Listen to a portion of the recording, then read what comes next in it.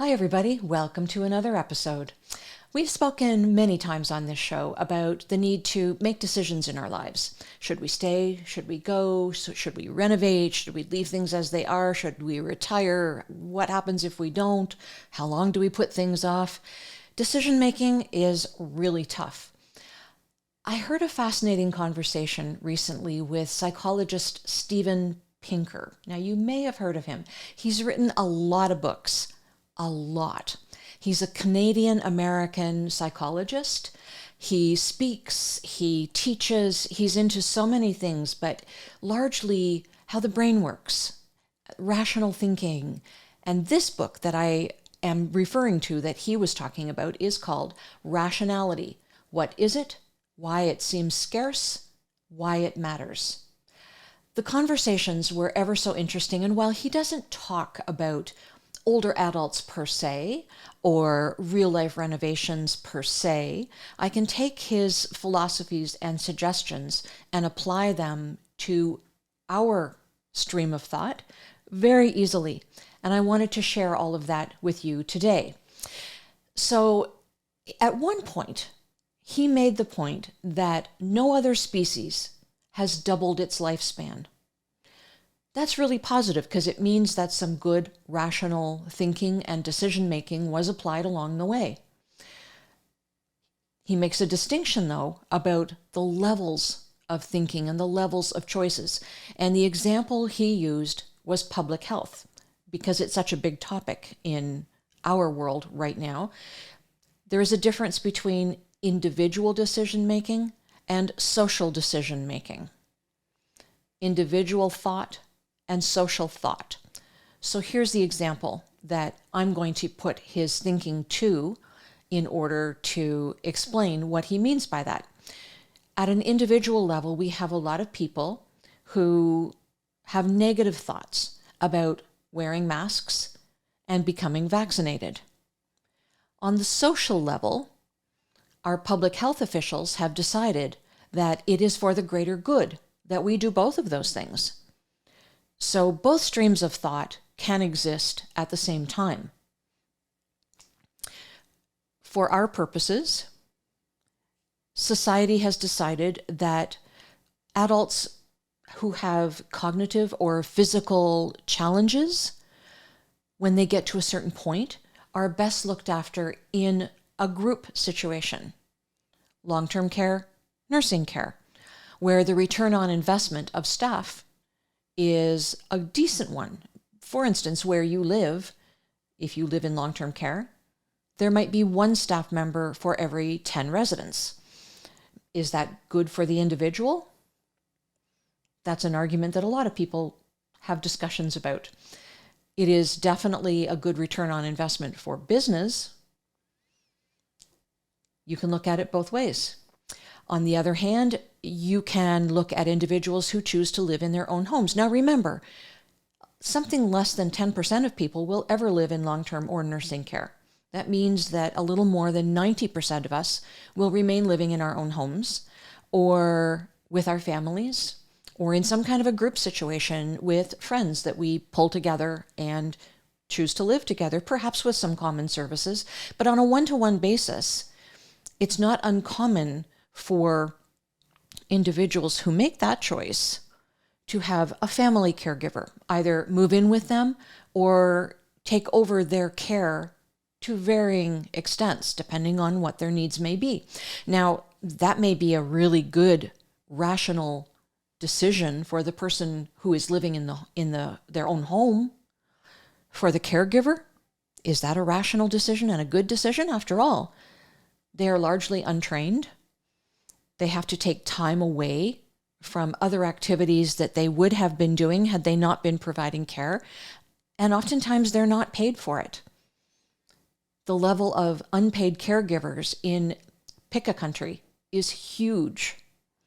So it's a rationally good decision for one person, but maybe not for someone else. I had a friend who has now passed, but she lived well into her 90s, and only in the last few years did she move into long-term care. Until then, she lived in her own apartment downtown. However, Somebody had to come and take her grocery shopping. Somebody had to come and take her to the doctor. Somebody had to come and fix her tech problems because she could never quite figure out her DVR or her computer. She was a pet, but really it was very hard on the caregivers. And eventually her friends kind of fell away because she was always asking things of them. She didn't have children, so these were friends.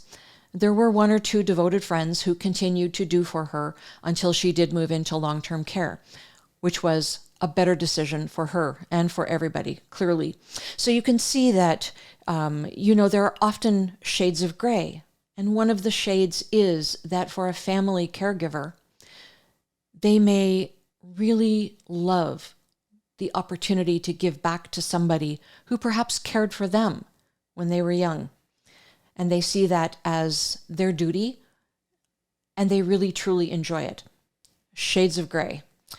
So another thing that Steven Pinker advises measuring is the outcome of a decision being wrong against the outcome of the decision being right.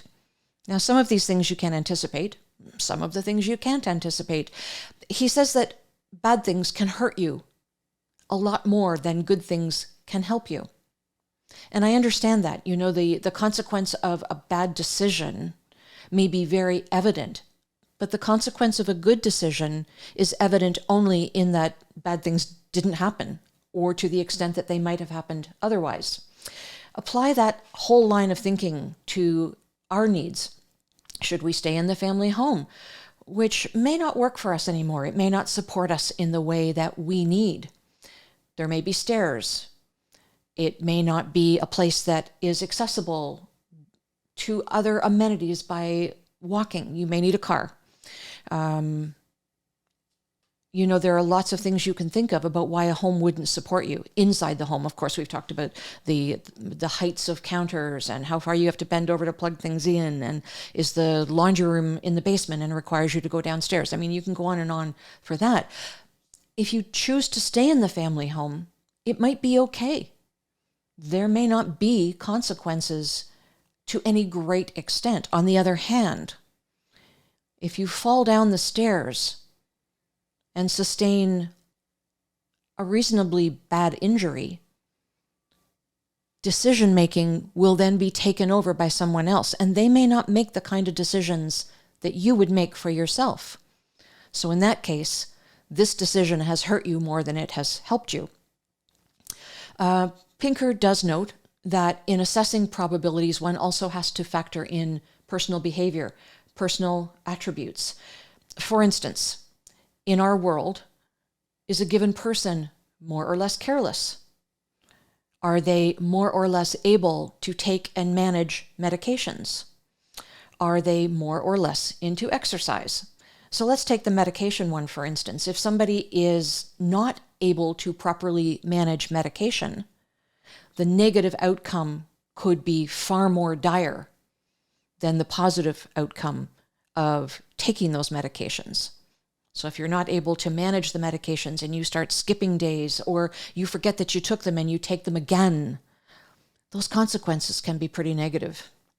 There are risk-reward trade-offs, and sometimes changing the incentive to increase the reward can be quite meaningful. So back to our world.